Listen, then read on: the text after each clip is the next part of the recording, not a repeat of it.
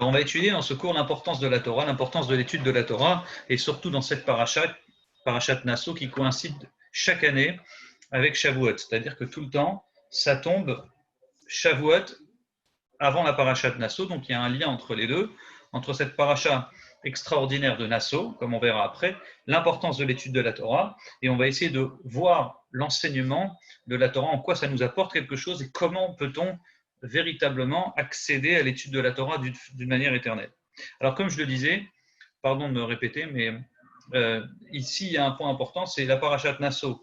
Il y a 176 psukim, le Tehillim Kufyut Tet, le Tehillim 119 que vous lisez tous les jours en ce moment, comporte en lui 176 psukim aussi. Et enfin, la Masechet Baba Batra, la plus longue de toutes les Gemarot, dans la Masechet Baba Batra, il y a aussi 176 pages de Gemara. Donc on voit ici l'importance de cette parashat Nasso. Alors, vous savez que cette parasha, elle nous enseigne des points très importants. Entre autres, elle commence en nous parlant de la tribu de Lévi. C'est-à-dire que la tribu de Lévi était divisée en 3 branches, 3 familles, Gershon, Kehat et Merari. Gershon, c'est l'aîné de Lévi, et il est mentionné dans la paracha de la semaine dernière, la paracha de Bamidbar, et on nous dit, voilà, il y avait tant de Gershuni, et eux, ils étaient tant et tant, et leur rôle était de faire telle et telle chose. Et on conclut la paracha de la semaine dernière avec Gershon. Arrive la paracha de cette semaine, on nous parle de Kehat et Merari, les deux d'après. Mais on nous les met dans 2 parachiotes différentes. Et c'est très étonnant, comment se fait-il que les 3 fils de Lévi, on les divise dans 2 parachiotes différentes. Gershon dans la paracha de la semaine dernière, et Kehat et Merari dans notre paracha. C'est d'autant plus étonnant, quand vous réfléchissez, il faut savoir que, bien sûr, vous le savez, Moshe et Aaron sont de la branche de Kehat. Kehat, ça a été le chef du peuple juif après la mort de son père Lévi. Ensuite, il y a eu Amram, le fils de Kehat, et ensuite, il y a eu Aaron et Moshe, dans cet ordre-là. Pourtant, on nous enseigne que Kehat, c'était celui qui avait le rôle le plus noble parmi les Lévim. Pourquoi? Le Midrash donne la réponse en disant que eux, les Kehati, c'est eux qui transportaient les objets les plus nobles, entre autres le Aaron HaKodesh, l'arche sainte.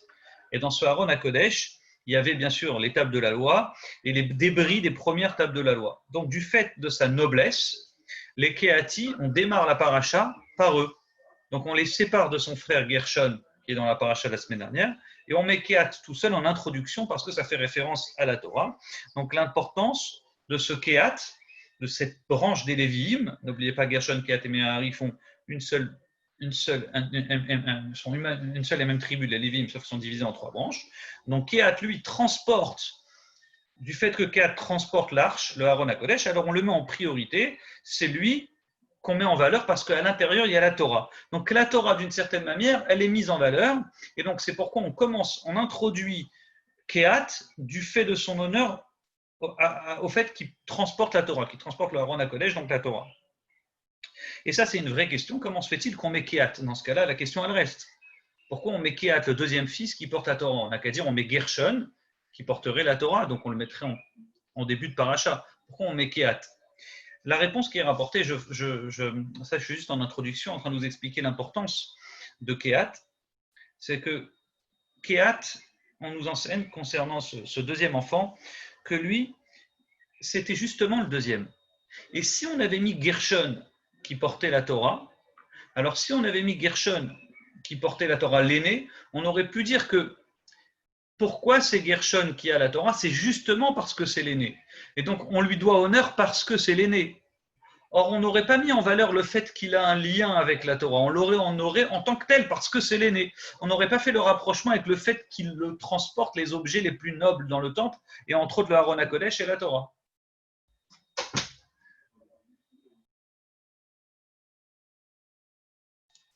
À l'inverse, maintenant, on nous demande, on nous dit, Kehat, c'est le deuxième enfant, et lui, on le met en valeur et en premier dans la parashat Nasso pour nous dire que lui, il avait un lien avec la Torah plus fort, et donc c'est pas parce que c'est l'aîné qu'on le met en valeur, mais c'est son lien intrinsèque qu'il avait avec la Torah, et donc ça nous enseigne que tout celui qui veut mériter la Torah, il n'a qu'à venir et l'apprendre. Il n'y a pas de hiérarchie dans la Torah. comme on verra dans tout l'objet du cours, il y a 3 grandes couronnes dans le peuple juif. Il y a là ce qu'on appelle la couronne de la prêtrise, celui qui est Cohen. Effectivement, c'est héréditaire de père en fils. Vous avez Aaron, c'est le premier Cohen. Il a donné en héritage le rôle du grand prêtre à son fils Éléazar, et ainsi de suite jusqu'à la fin des temps. On a une famille de Kohanim, et ça se transmet de père en fils.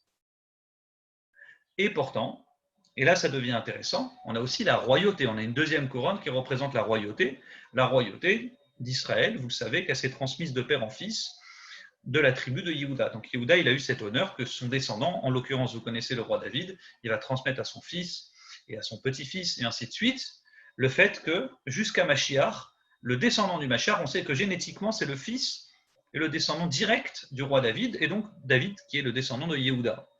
Donc on voit qu'il y a des choses qui se transmettent en héritage. Or il y a une seule chose qui n'est pas transmise en héritage, c'est la Torah. Les plus grands rabbins dans l'histoire juive, les plus grands rabbins, ça a été très souvent des rabbins convertis ou des fils de convertis. En l'occurrence, Rabbi Akiva, son père c'était un converti. Hillel Hazaken, c'était un converti.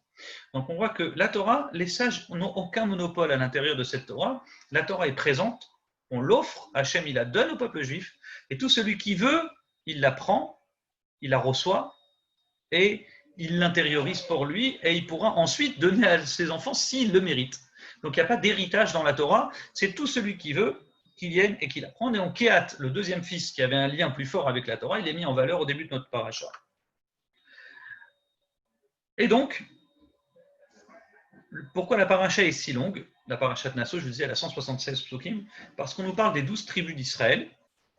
Chaque tribu va apporter des sacrifices inauguraux. Et on commence à mentionner Yehuda, bien sûr, en premier, et en deuxième, Issachar. Et la Torah, elle répète tous les sacrifices inauguraux que chaque tribu a fait, donc ça prend beaucoup de temps. Et même si ça sonne, on a l'impression que c'est répétitif, la Torah insiste sur le fait que chacun apportait tel et tel sacrifice, parce que chacun avait des kavanotes, une concentration particulière. Donc Hachem y met en valeur chacun. Et pour ne pas dire pourquoi moi on met mon nom, la Torah aurait pu dire telle tribu a fait tel et tel sacrifice, et puis ensuite les autres ont fait pareil. Non, la Torah veut mettre en valeur chacun, un, pour pas qu'il y ait de jaloux, et deux, bien sûr, et ça c'est très important, pour bien montrer que chacun avait une kavana, des concentrations particulières. Mais vous remarquerez que parmi ces 12 tribus, les 12 tribus qui vont apporter leur sacrifice inaugural dans notre parachat Nasso, ce n'est pas mis en ordre. Vous avez Yehuda en premier, et ensuite Issachar. Et Issachar, ce n'est pas dans l'ordre habituel. On aurait dû commencer par l'aîné, Réhouven, Shimon, les descendants de Réhouven, de la tribu de Réhouven, bien évidemment. Et on voit dans notre paracha que non, c'est Yehuda, le premier, bien sûr, et ensuite Issachar. Pourquoi Issachar? À tel point qu'il a écrit 2 fois chez Issachar, Ikriv, dit le Midrash, Rashi ramène, en se basant sur le Midrash, que Issachar, Réhouven, il a dit déjà, on a pris le droit d'aînesse, n'est-ce pas? Le droit d'aînesse, c'est Yehuda, c'est Yosef qui me l'a pris. Donc Réhouven, il se plaint que le droit d'aînesse, il a été donné à Yosef. Et il dit en plus, on va me prendre aussi mon rôle maintenant. Ok, on m'a doublé une fois, on va pas me doubler 2 fois. Éventuellement Yehuda, mais pourquoi une deuxième fois on va me doubler dans les sacrifices inauguraux? Alors on lui dit, il doit approcher, parce que même Issachar, il hésitait, et c'est Dieu qui encourage, et Moshe dit, c'est Dieu qui m'a demandé qu'Issachar, il doit être mis en valeur. Et la question, c'est, quelle est la particularité de ce Issachar, de ce deuxième garçon, deuxième tribu qui vont apporter leur sacrifice inaugural? Quelle est sa particularité, et pourquoi on met en valeur ce personnage de Issachar plus que les autres? Donc ça, c'est vraiment la question, l'objet central du cours. Quelle est la particularité de Issachar? Et donc on va remonter toute l'histoire depuis sa naissance pour comprendre qui il est et comment il en est arrivé là. Si vous avez des questions, n'hésitez pas à m'arrêter, n'est-ce pas, ou d'intervenir si vous avez des remarques particulières. Alors, il faut bien comprendre que la Torah, elle a une force. La Torah, elle a une force. Sa force, c'est de pouvoir s'attacher à Dieu. Et en s'attachant à Dieu, Torah et mitzvot, quand on pratique les mitzvot en hébreu, mitzvah, ça veut dire les tzavot, s'attacher. Lorsqu'on fait des mitzvot, on s'attache à Dieu, et plus particulièrement par l'étude de la Torah. La Gemara nous raconte une histoire très intéressante que vous connaissez, où on dit que Moshe est monté au ciel pour recevoir la Torah, avant Shavuot, avant les 10 commandements, pardonnez-moi, après Shavuot, il est monté pour prendre les luchot, les tables de la loi. Et donc Moshe, quand il monte au ciel, les anges, Hachem, les anges appellent à Dieu, Tna otra la Shamaim, donne ta Torah, donne ta splendeur sur le ciel. Pourquoi tu veux la garder? Pourquoi tu gardes-la à nous? Garde-nous la Torah proche de nous. Pourquoi tu veux la donner à des humains? Entre autres, Moshe, qui est l'ambassadeur des humains, Yilod Isha, c'est quelqu'un qui est né par une femme. Entre guillemets, nous les anges, on n'est pas par une femme. Alors il dit, donne-nous l'honneur de garder cette Torah. Alors Dieu dit à Moshe, réponds. Alors Moshe, au départ, il a peur, il hésite, Dieu lui dit, n'aie pas peur, réponds aux anges. Alors Moshe répond, est-ce que vous êtes descendu en Égypte? Dieu il dit dans les 10 commandements, Hachem il a dit, Anochi, Hachem Elokecha, je suis Hachem ton Dieu, Asher Otseticha Meretz Mitzrayim, qui t'ai fait sortir de la terre d'Égypte. Alors Moshe il répond aux anges, il dit, est-ce que vous êtes sortis d'Égypte? Non. Donc si vous n'êtes pas sortis d'Égypte, qu'est-ce que vous voulez?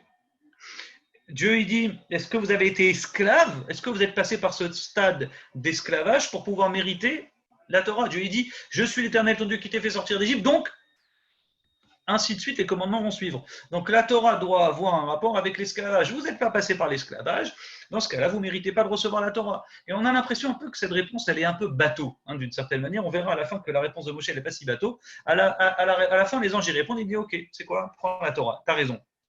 Et on est étonné même de la réaction des anges. Si la question des anges, elle était si bonne, pourquoi ils répondent aussi facilement en disant, tu as raison, on n'a pas été esclave en Égypte, alors du coup, oui, vous pouvez garder la Torah. Moshe, tu peux prendre la Torah. En tout cas, le Midrash, je finis ce Midrash parce qu'il est très intéressant.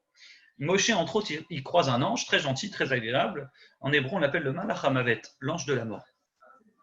L'ange qui est envoyé par Hachem pour faire cesser la vie aux humains. Et là, quand il croise l'ange de la mort, c'est rapporté la chose suivante. Benjamin dit, tiens, tu descends la Torah. Tu descends la Torah au peuple juif. Sache que la Torah, elle a aussi une force, c'est de stopper la mort. Le fait d'étudier la Torah, ça peut empêcher l'ange de la mort, il dit ça à Moshe, il dit, sache que ça peut me stopper à moi dans mon travail. Aussi, il lui donne un autre indice, il lui dit les kétorettes, savoir faire des encens. Les kétorettes, la force des kétorettes, vous le connaissez, c'est les Kohanim qui faisaient dans le Mishkan, dans le temple plus tard, ils faisaient des encens, 11 encens, ils connaissaient l'épice, la recette, et ils arrivaient à faire en sorte que ces 11 encens montent ensemble, et ça faisait comme une colonne de nuée, comme ça, qui montait toute droite, de manière magnifique, extraordinaire. Et on dit ces kétorettes-là que le Kohen faisait, ça avait une particularité, dit l'ange de la mort à Moshe, c'est de pouvoir stopper l'épidémie quand il y a une épidémie, quand il y a une mort. Aujourd'hui, malheureusement, on n'a pas les kétorettes, mais on a au moins la Torah.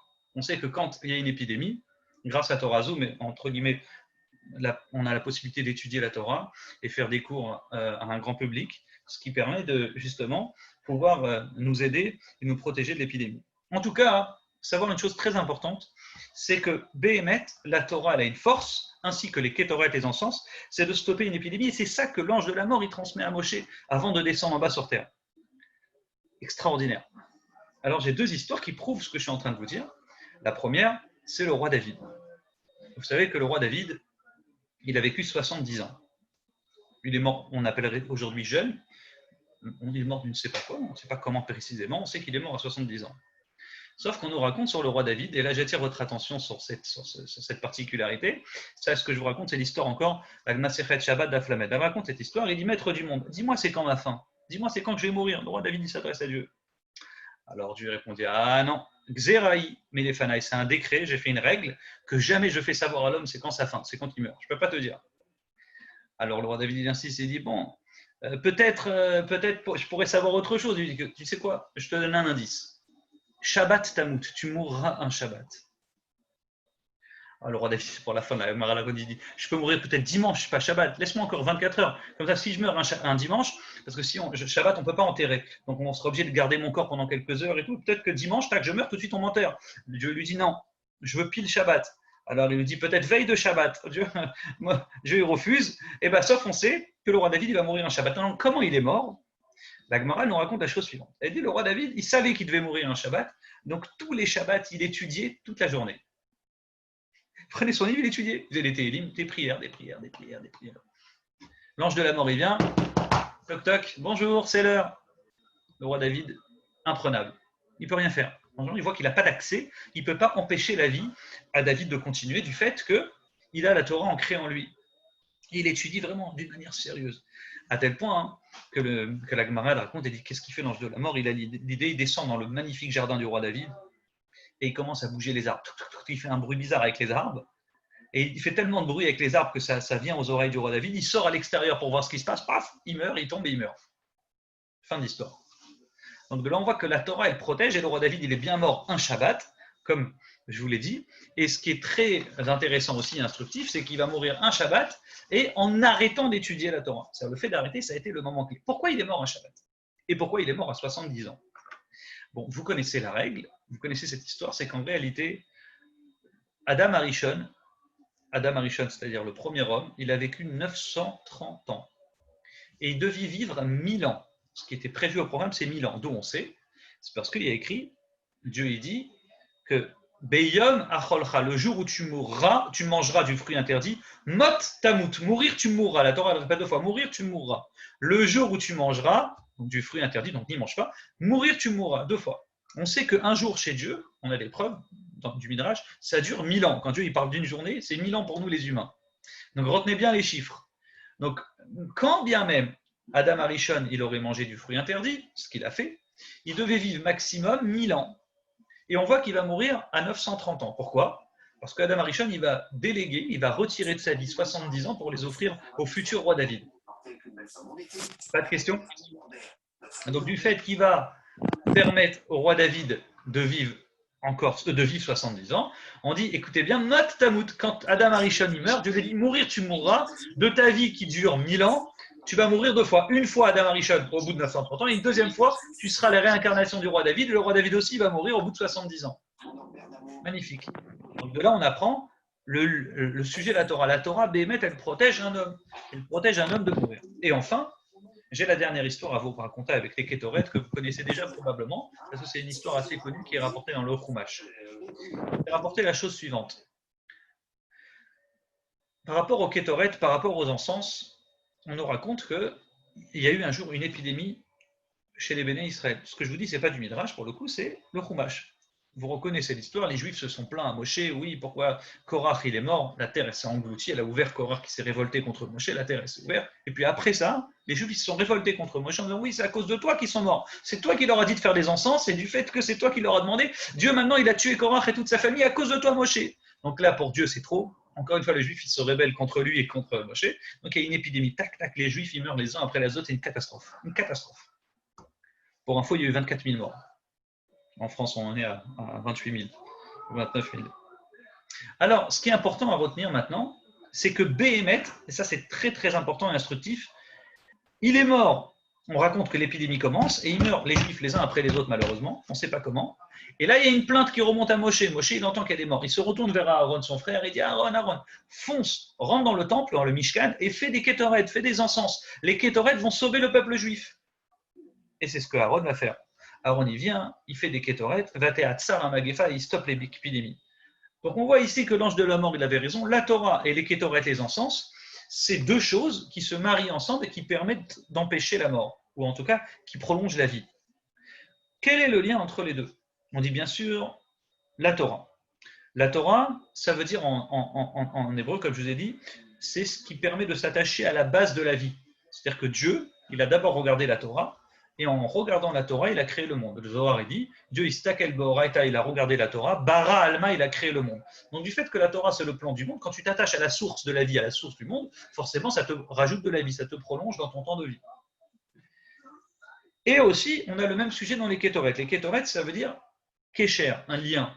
En hébreu, l'iktor, un ketura, la femme de Abraham, c'est celle qui était attachée, n'est-ce pas? Ça sous-entend que quand on fait des kétoret, on s'attache à Dieu. Pourquoi? Parce qu'on permet une certaine unité. On prend 11 encens, comme je vous l'ai expliqué tout à l'heure. C'est 11 encens qu'on va unifier ensemble, même un chelbena qu'on appelle une très mauvaise encens. Le chelbena, c'est une encens qui sent mauvais et qu'on va additionner avec les 10 autres encens et ça va créer une magnifique odeur. Et donc, tous les éléments, l'unité, cette unité-là va apporter une certaine force de s'attacher à Dieu, parce qu'on est tous réunis pour s'attacher à Dieu, et donc ça ramène, ça prolonge la vie. Et pour les pointus de Gematria et d'allusion dans la Torah, je rajouterai cette idée-là que Kétoret, quand vous prenez le mot Kétoret, il y a ce qu'on appelle, si vous ne retenez pas ça, c'est pas grave, mais juste au moins je vous le dis rapidement, Kétoret, on peut faire ce qu'on appelle des jeux de mots, c'est-à-dire que le Tav, c'est la dernière lettre de l'alphabet, eh ben, elle représente la Aleph, la première lettre de l'alphabet. Le Shin, c'est l'avant-dernière, eh ben, elle va se marier avec la deuxième. Vous voyez ce que je veux dire? On appelle ça At Bash, Ad Bash, Aleph Tav, Bet Shin. Donc si vous prenez le kouf de Kétoret, alors le kouf de Kétoret, il va forcément se marier avec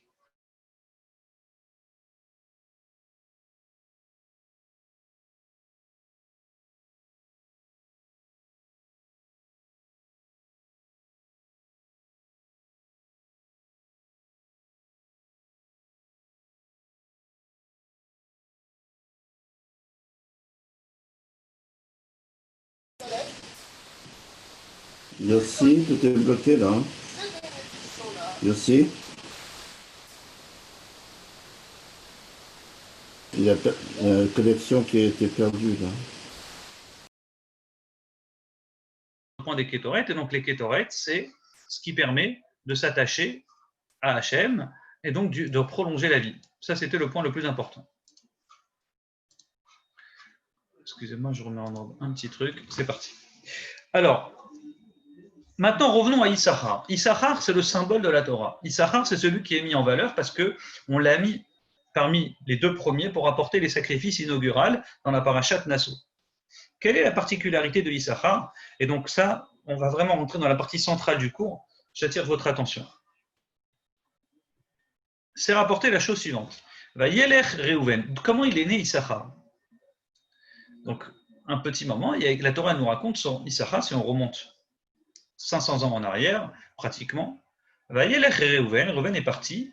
Donc, Reuven, c'était le fils aîné le fils de Léa et de Yaakov. Et Reuven est parti bimé ketsichitim, pendant la période de la moisson. Vaim Sadoudaïm, il a trouvé des fleurs dans les champs, il les a apportées à Léa, sa mère. Alors à ce moment-là, Rachel, la sœur de Léa, qui étaient les deux mariés avec Yaakov, dit « Donne-moi des mandragores de ton fils, des fleurs, midoudaï ». C'est ce qu'on appelle, dans le Chumash, il traduit des mandragores. Alors, Léa lui répond très justement « Déjà, tu me prends mon homme, entre guillemets, il est plus souvent avec toi, il dort plus souvent avec toi, Yaakov, qu'avec moi. Et tu veux prendre aussi des fleurs de mon fils. Tu me prends déjà mon mari, tu vas me prendre aussi des fleurs que mon fils il m'a apportées en cadeau. Qu'est-ce que tu veux ?» Alors Rachel, elle dit une phrase très bizarre. Elle dit, la reine, en échange, c'est pourquoi Ishka vimach, il dormira avec toi, Alaïla, la nuit, Tachad Doudaï, en échange des mandragores. Yaakov revient des champs le soir, il est fatigué, et Léa sort à sa rencontre. Ça fait partie des questions que je vous ai prévues. Comment se fait-il qu'une femme juive, elle va sortir à la rencontre de son mari, elle va dire, viens, je t'attends à la maison. Et elle lui dit, Tavo, viens vers moi, quitte Sachor, Sechartira, car je t'ai payé, je t'ai loué, j'ai donné les mandragores de mon fils. Alors le passou qui dit, Vaishkav ima balaïla où il dormit avec elle cette nuit là. Balaïla où.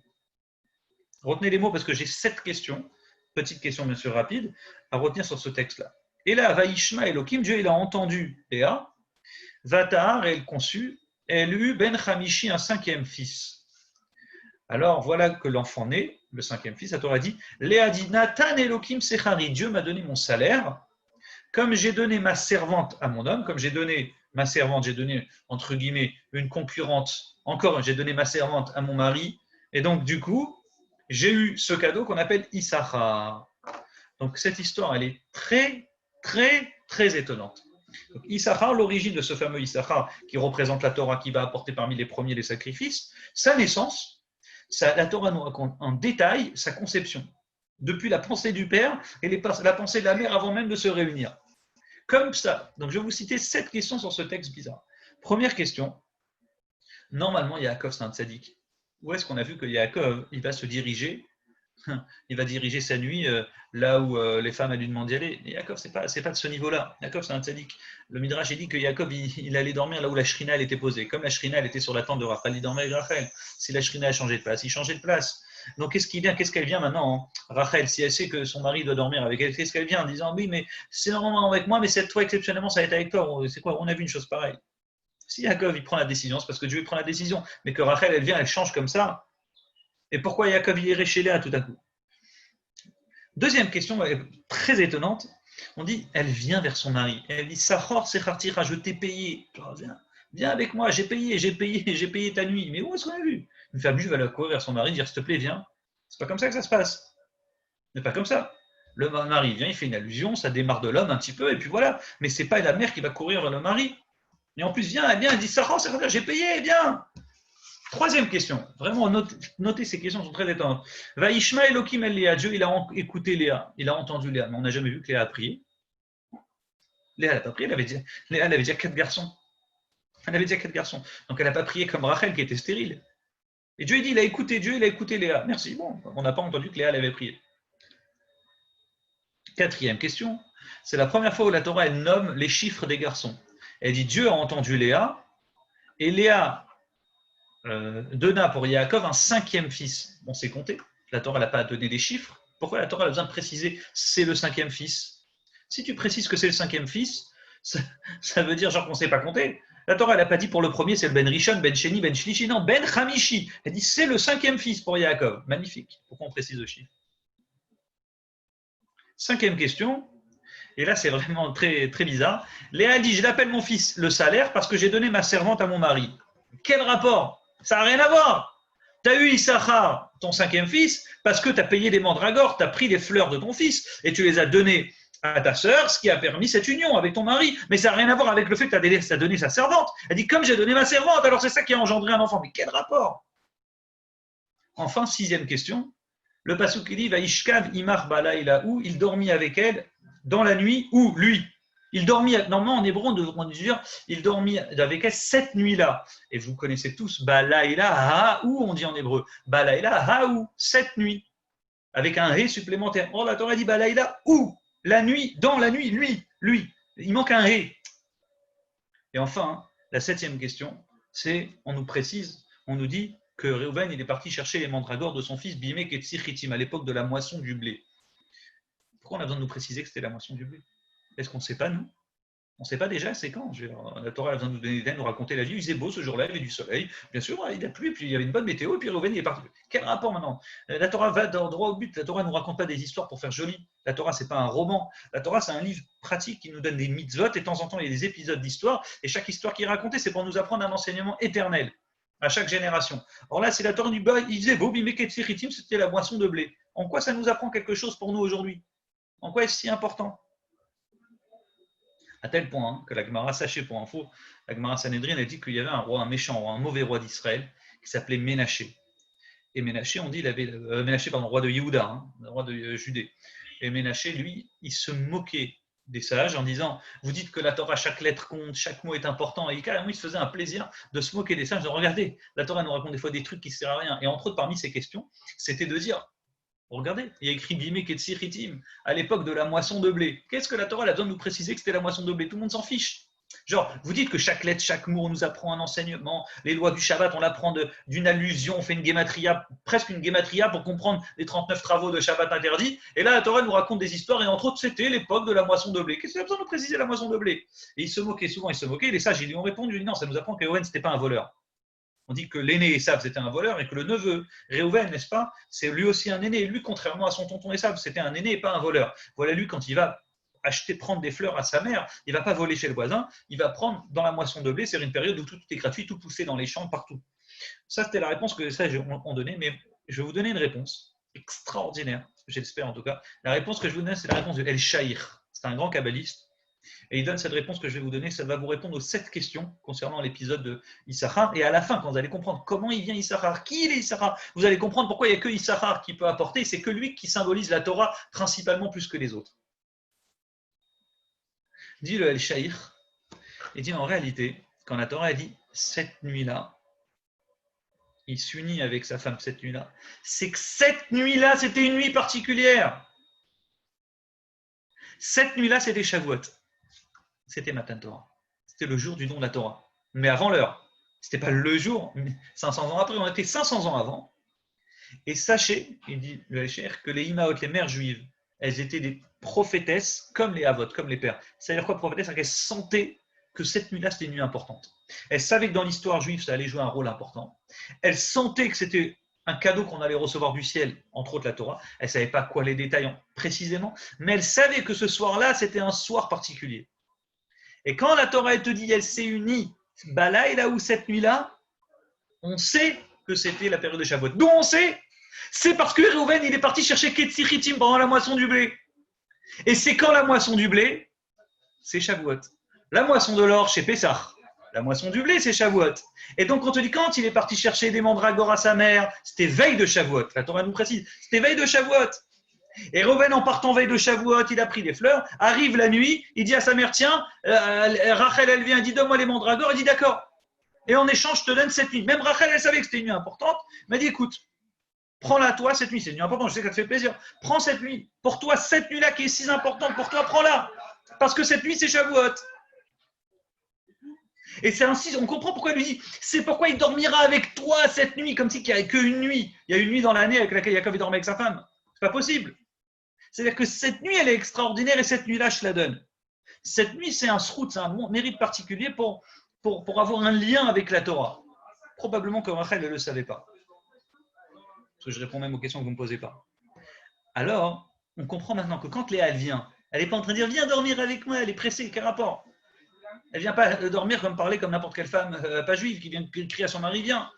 Elle demande, elle dit, cette nuit-là, je t'ai réservé. Et cette nuit-là, elle est importante pour moi. Donc elle insiste auprès de Yaakov pour lui dire, dis-le Elcher, c'est cette nuit-là que j'ai souhaité, c'est cette nuit-là avec laquelle j'ai payé. Même le cadeau de mon fils, j'étais prêt à le donner à ma sœur pour avoir cette nuit. Et pour pas qu'on croie que Chaz Veshalom, Léa, c'est une femme comme ça qui veut juste dormir avec son mari pour le plaisir. Alors Dieu dit, la Torah dit, Vaishma Elohim et Léa. Dieu, il a entendu Léa. Ça veut dire quoi, il a entendu Léa?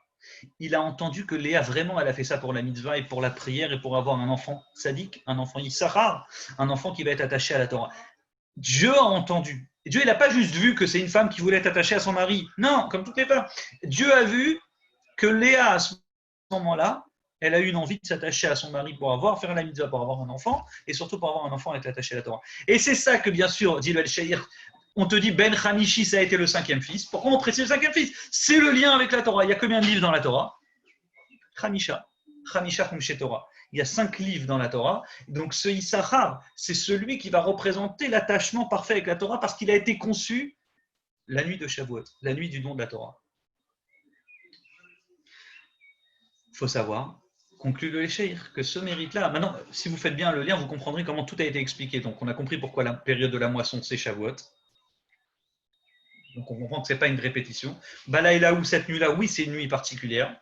On a répondu que, ah oui, dernière phrase, je le précise, bien sûr, il dit, on comprend quand Dieu dit, Dieu a entendu, il m'a donné mon salaire parce que j'ai donné ma servante. C'est pourquoi j'ai donné ma servante? Écoutez ce chilouche. J'ai lu ça en préparant le shiur tout à l'heure, j'étais émerveillé. Quand elle dit, j'ai donné ma servante à mon mari, donc j'ai eu ce mérite, ce salaire d'avoir un enfant. Qu'est-ce qu'elle veut dire? Qu'est-ce qui se passe quand vous donnez votre servante à votre mari? Vous lui donnez comme femme. Déjà avant, j'ai une servante, maintenant ça deviendra la femme de mon mari, comme une autre femme. Forcément, mon mari sera moins avec moi. Donc pour une femme qui fait tout pour avoir une nuit avec son mari, elle n'est pas cohérente. Elle va donner sa servante à son mari. Entre guillemets, elle va diminuer le temps qu'elle aura avec son mari. Alors dis-le, El-Shaïr. Léa, elle dit, j'ai mérité d'avoir cet enfant. Pas comme vous pouvez croire en lisant l'histoire que j'ai couru derrière mon mari. C'est parce que j'ai donné ma servante. Donc ça veut dire que ce que j'ai fait, c'était vraiment pour la mitzvah cette nuit-là, parce que cette nuit-là, elle était importante pour moi. Et ça explique pourquoi elle dit, j'ai pas pour les fleurs de mon fils, j'ai eu cet enfant, j'ai eu un cadeau. Non, elle dit parce que Béhémet, j'ai donné la servante. Donc j'ai diminué mon temps en général avec mon mari. Mais cette nuit-là, je l'ai voulu. Et donc j'ai eu ce salaire, ce mérite-là qui est Issachar. Et donc Dieu, il a entendu, comme je vous l'ai expliqué, Dieu, il a compris d'où vient vraiment l'envie de Léa d'avoir un enfant. Ce n'est pas juste une femme qui veut juste avoir des enfants et qui veut juste avoir le plaisir d'avoir des enfants. Et donc maintenant, on comprend pourquoi elle court vers son mari cette nuit-là, tout simplement. On a répondu normalement à toutes ces petites questions. On a compris l'origine de Issachar. La pensée, dès l'origine de la pensée de la mère, Issachar, ça va être celui qui va être attaché avec la Torah. Maintenant, on comprend que ce n'est pas juste un mérite qu'elle a eu, un petit cadeau qu'elle a eu, un 5e enfant. Puisque c'est l'enfant qui va être attaché avec la Torah. Elle a mérité les 3 couronnes, comme j'ai dit en introduction du shiur. C'est quoi les 3 couronnes? Couronne numéro 1, je vous ai dit, c'est la Keuna, la prêtrise. C'est qui va être Cohen dans l'histoire? Lévi, le fils de Léa. Léa, elle a vu 6 garçons, Reuven, Shimon, Lévi, Issachar, Zevulun. Reuven, Shimon, Lévi, Yehuda, Issachar, Zevulun. 6. Après, elle a eu une fille, Dina. Sur les 6 garçons, écoutez bien, c'est extraordinaire. Lévi, son 3e, il va mériter que ses descendants vont être des Kohanim et des Lévim. Les Kohanim, c'est une branche des Lévim. Yehuda, ça va être la royauté. Donc, elle a mérité que la première couronne, qui est la couronne de la prêtrise, qui va être héréditaire de père en fils jusqu'à la fin des temps, ça, c'est son 3e garçon, Lévi. Yehuda, c'est la royauté, elle a mérité que son quatrième fils, ça va être la royauté jusqu'à Mashiach. Et même son cinquième fils, Issachar, je vous ai dit tout à l'heure, tout celui qui vient, qui veut prendre la Torah, c'est à lui. Il n'y a pas de couronne héréditaire. Issachar, intrinsèquement à lui, il a reçu une force pour s'attacher à la Torah. Comme on verra après, que Issachar, c'était vraiment celui qui répondait à toutes les questions en Torah de tout le monde. C'était la tribu de Issachar qui était vraiment les génies, ceux qui comprenaient, qui adaptaient mieux la Torah et qui l'expliquaient le mieux au peuple. Alors on comprend maintenant ce mérite qu'elle a eu, ce grand mérite qu'elle a eu, c'est d'avoir mérité ces 3 couronnes dans ses 3 enfants parmi ces 6 garçons qu'elle a eus.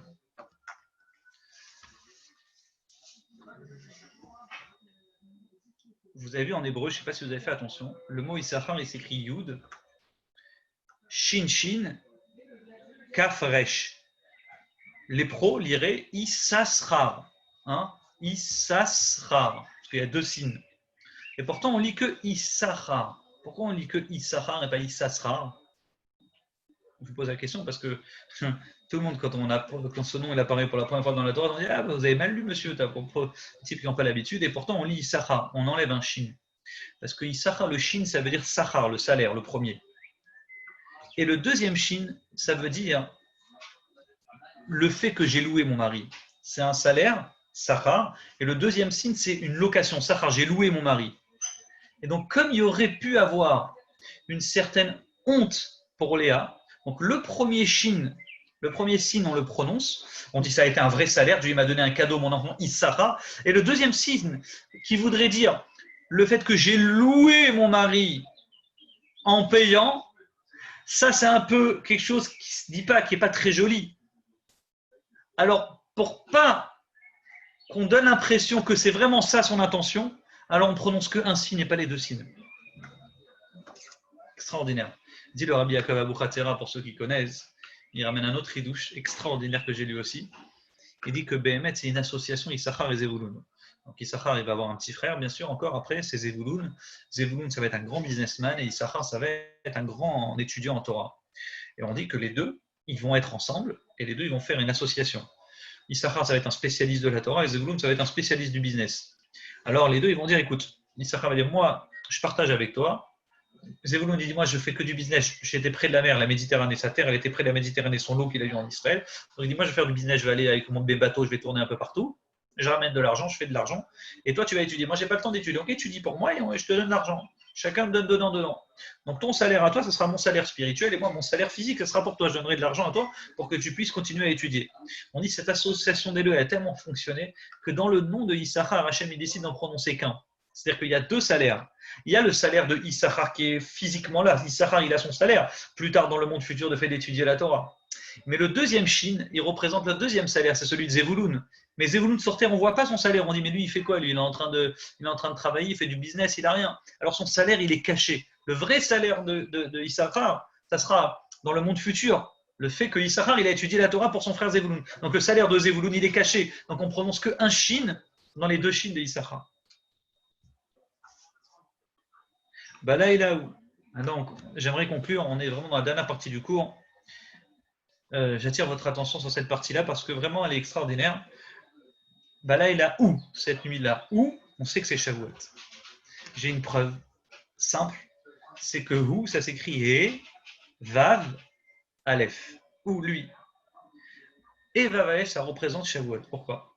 Parce qu'un jour, je vous avais fait un shiur pour vous expliquer que Shavuot, ça peut tomber soit le 5 Sivan, soit le 6 Sivan, soit le 7 Sivan. Ça peut tomber dans 3 jours différents. En fonction de quoi? En fonction, bien sûr, du mois. Si on a 2 mois pleins ou 2 mois vides, ou un mois plein et un mois vide, ça donne au milieu le 6 Sivan, comme c'est aujourd'hui. Les 2 mois qui précèdent. En d'autres termes, où lui, c'est He, c'est Vav, c'est le 5 Sivan. Vav, c'est le 6. Et Vav et Aleph, ça fait 7, ça peut tomber. Et Vav ou Aleph, ça peut tomber le 5, le 6 ou le 7 Sivan. Donc ça veut dire que Shavuot, c'est un jour extraordinaire. C'est le jour où Behemet, Balaïla, ou quand il dit le pasuk cette nuit-là, ils ont été ensemble. C'est la soirée de Shavuot. Issachar, on l'appelle Issachar Hamor Garem. Il va recevoir comme bénédiction de son père avant de mourir. Issachar, tu es l'âne. Tu es comparable à un âne. Comme un âne, il a le dos dur. Pareil, toi aussi. Tu es quelqu'un de dur, de puissant. Et il dit Garem, ça veut dire quoi? C'est un mot bizarre, l'âne. Pourquoi on le compare à un âne? Alors dit le Midrash, Garem, ça peut se lire Garam. En hébreu, Garam, Grom, ça entraîner. Issachar, hein, c'est celui qui a entraîné. Issachar, c'est celui qui a entraîné. L'âne, Hamor, l'âne, il a garam, il a entraîné cette union entre Yaakov et son épouse Léa. Comment? Alors on dit que quand il est revenu des champs le soir, l'âne, il a commencé à, je ne sais pas comment on dit en français, l'âne a henni, je crois qu'on dit la henni. L'âne, bon, j'ai oublié, celle qui s'en rappelle, tant mieux. L'âne, il a commencé à hennir, ou je ne sais pas. Il a commencé à faire du bruit, et c'est là où Léa a entendu son mari arriver, elle est partie à sa rencontre. Mais dit surtout le Midrash, et là c'est magnifique. Hamor, c'est l'âne. On dit l'âne, il a carrément fait plus que ça. On dit Hamor, hein, Reuven, quand il est lui aussi en rapport avec l'âne, quand Reuven il a apporté les fleurs à sa mère, il est parti avec un âne, mais il est revenu seul. Alors dit le Midrash, parce que l'âne, c'est lui qui a déraciné les fleurs. Et comme c'est des fleurs, apparemment, je ne sais pas comment, il faudrait voir un dictionnaire, c'est quelle sorte de fleurs il s'agit. Je vous ai dit alors les mandrakores, mais dit que c'est des fleurs, quand tu arraches du sol, tu les croques la racine, tu peux mourir, elles sont dangereuses, c'est des racines qui peuvent tuer. Donc l'âne, il a mangé par la racine, il a déraciné le truc. Donc Reuven, il a posé son âne, il est parti, le Midrash raconte, il est parti se balader dans les champs, et quand il revient, il a vu son âne mort. Et avec les racines de cette fleur dans la bouche, donc il a compris, il a pris ces fleurs-là, il est rentré chez lui. Donc Hamor, c'est l'âne, soit de Reuven ou soit de Yaakov quand il est rentré des champs, qui a entraîné cette union. Donc on l'a appelé Issachar Hamor Garem, et c'est ce Issachar qui va naître, qui va être celui qui va être attaché intrinsèquement à la Torah. Ben Chamishi, le cinquième fils, dans lequel il y aura bien sûr ce cinquième garçon, Léa, qui va donner naissance à un enfant attaché à la Torah, et c'est lui qui va apporter en priorité, comme je vous ai dit en début du cours, les sacrifices inauguraux avec Yehuda. Yehuda et Issachar. Yehuda, c'est la royauté, et tout de suite après, on met Issachar, parce que Issachar, c'est celui qui intrinsèquement lui à la Torah, donc on le met en valeur. Donc j'aimerais, on est dans la dernière partie du cours, à moins que vous ayez des shélotes, des petites questions. Attendez. Quelqu'un m'envoie en question. Koach, la force est égale Emouna. 28, c'est la force, ok. Et Emouna, ça fait 102. Très bien. Donc maintenant, il ne me reste plus qu'à conclure avec une seule question. Et ça, c'est la dernière, et après, je vous laisserai tranquille pour la soirée. C'est pourquoi Léa? Qu'est-ce qu'elle a mérité là? Qu'est-ce qu'elle a de si fort? Ok, elle a voulu s'unir avec son mari cette nuit-là. Mais comment c'est Léa spécialement, elle qui a mérité plus que Rachel, d'avoir spécialement ces 3 couronnes? La couronne de la royauté, la couronne de la prêtrise et la couronne de la Torah chez ses 3 enfants. Comment? Qu'est-ce qu'elle a eu de plus que Rachel? Pourquoi elle? Alors, je conclurai vraiment avec cette Gemara très extraordinaire. Masechet Baba Batra, et Rashi répète ça pour celles qui ont fait Rashi. On raconte que Rachel, elle était très belle. Rachel, elle était Yefat Toa, Yefat Mari. Mais le passouk d'avant dit le problème, c'est que Léa, les yeux de Léa étaient racotes. Les ânes brés, voilà, les professionnels. Vocalisation, ok. L'âne bré, pardonnez-moi. Ok. Donc, Léa rakot.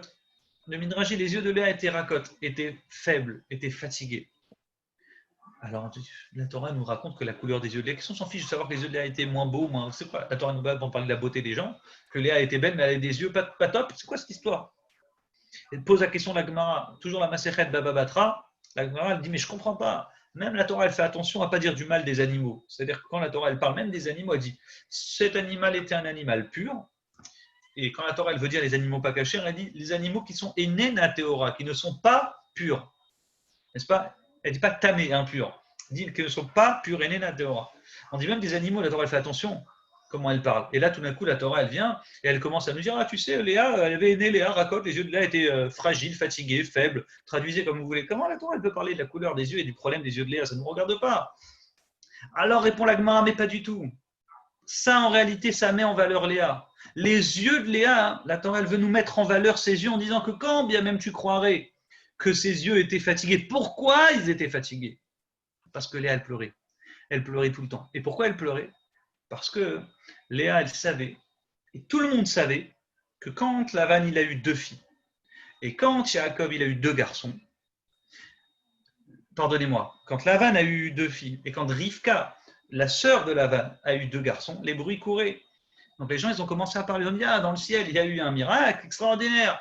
Rachel, elle a une sœur, Léa, elles ont une sœur. Pire que ça, le Midrash, un certain Midrash, il dit, Léa et Rachel aussi, c'était des jumelles. Et Rivka aussi a eu des jumeaux. Donc marions-les, les uns les bruits courez. La grande se mariera avec le grand et la petite se mariera avec le petit. En d'autres termes, Léa se mariera avec Esav le grand et Rachel se mariera avec le gentil Yaakov. Les gens y parlaient comme ça. Logique en plus, ça courait dans le sens. Juste pour info, ce midrash il est tellement vrai qu'on comprend même que quand Yaakov il vient, il n'a jamais vu Rachel de sa vie. Un jour, j'aurais fait un jour, j'avais compris je leur avais rapporté ce chidouche-là, ils étaient très contents. Alors je me permets de vous le répéter. On voit que quand Yaakov, la première fois il arrive, pour la première fois de l'histoire, il fonce, il va se sauver chez son oncle. Quand il arrive, la première personne qu'il voit, c'est Rachel. Et il voit Rachel, on voit, il pleure et il a envie de se marier avec elle. Qu'est-ce que t'as? Calme-toi, je vais dire tout de suite, tu vois Rachel, t'as envie de te marier avec elle. On a vu une chose pareille. Tu vas pas te marier. Comment soit Yaakov, il y a eu un roi Hakodesh en lui, c'est elle ta femme, comment c'est possible? On comprend que Yaakov, depuis son enfance, on lui dit, toi, tu vas te marier avec Rachel. Donc, comme dans le biberon, on lui a dit, tu vas te marier avec Rachel, lui, il arrive, son objectif, c'est d'arriver, se marier avec Rachel et après retourner chez lui, dès qu'Esav sera calme. Alors que Léa, c'était celle avec qui on dit, tu vas te marier avec Esav. Et elle, quand on dit aux gens, mais comment il est Esav? Comment il est le grand Esav? Les gens disent, ah, le grand Esav, mais tu sais pas comment c'est devenu un voyou. Ah, lui, il était bien au début, hein. Mais après, c'est devenu une racaille, pas possible, le type, il tue, il vole, il viole, la totale. Alors elle pleure, je ne vais pas me marier avec un voyou pareil, elle pleurait. Et donc toute sa vie, elle pleurait, elle dit, j'ai envie aussi de me marier avec Yaakov.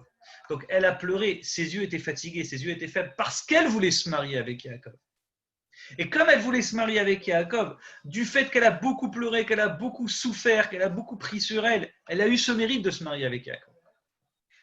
Et regardez bien le parallèle, il y en a une qui pleure, et il y en a une qui ne pleure pas. Qu'est-ce qu'on dit sur Rachel? Bon, vous connaissez cette phrase, archi connue, elle est écrite en titre quand vous allez sur la tombe de Rachel, il y a écrit Min i koler mi vechi. C'est une phrase de la Bible où il y a écrit empêche, Dieu il console, Dieu il vient et il console Rachel, Dieu il va tout faire pour que Rachel ne pleure pas, et il dit mais non Rachel, ne pleure pas, ne pleure pas. C'est-à-dire que la larme ne coule pas chez Rachel, il l'empêche de pleurer, il la console, non, ne pleure pas. Alors ça c'est la différence, il y en a une qui pleure, il y en a une qui ne pleure pas. Et qu'est-ce que ça change? Ben, ça change. Ça change qu'il y en a une qui souffre pour recevoir la Torah. Il y en a une qui veut, qui se bat pour ça. Et il y en a une qui pense que tout lui est naturel. Regardez bien la différence. Rachel, depuis toujours, on lui a dit ça va être ton mari. Donc elle est rassurée, elle est tranquille. Léa, on lui a jamais dit ça. Donc elle va tout faire, elle va se battre, elle va créer une énergie en elle pour pouvoir faire en sorte de se marier avec Jacob. Et quand elle s'est mariée, elle a un enfant et après un deuxième et un troisième, jusqu'au cinquième, elle a dit Issachar et après elle va avoir Zevulun. Extraordinaire. Et on dit ça peut être l'avenir du peuple juif. L'avenir du peuple juif, c'est quand on apprend à se battre. On fait tout pour avoir quelque chose. Les choses ne viennent pas naturellement à nous. Donc Rachel, c'était celle qui obtient tout facilement. Les enfants aussi, à la fin, les a eu difficilement, parce que Hachem, vraiment, il a eu pitié pour Rachel, il s'est rappelé de la Tova qu'elle a faite. Mais Léa, à ce moment-là de l'histoire, c'est celle qui s'est bagarrée pour avoir des enfants. Et donc, tous les enfants qu'elle va avoir, c'est ceux qui vont durer. Yehuda, la tribu de Yehuda, c'est celle qui va durer dans le temps, puisque nous, on est les Juifs. Juifs, c'est les descendants de Yehudim, de Jude, de la tribu de Yehuda, les Lévim, les Kohanim. Et enfin, bien sûr, même la Torah, Issachar, à l'origine, c'était ce qui était prévu pour Rachel, parce que cet enfant-là, elle s'est bagarrée pour l'avoir. De là, on apprend, et ça, c'est l'enseignement du cours, j'espère que vous l'aurez compris, savoir qu'on est avant Shavuot, et qu'on va recevoir la Torah à Shavuot. Et la Torah, c'est pas juste qu'on la reçoit. On sait qu'on doit faire un effort pour recevoir cette Torah. Cette Torah ne vient pas à nous facilement. Ok, on l'a reçue. Chaque année, c'est pas une commémoration. C'est pas chaque année on se souvient de Matan Torah comme ils font les Goïm, des commémorations.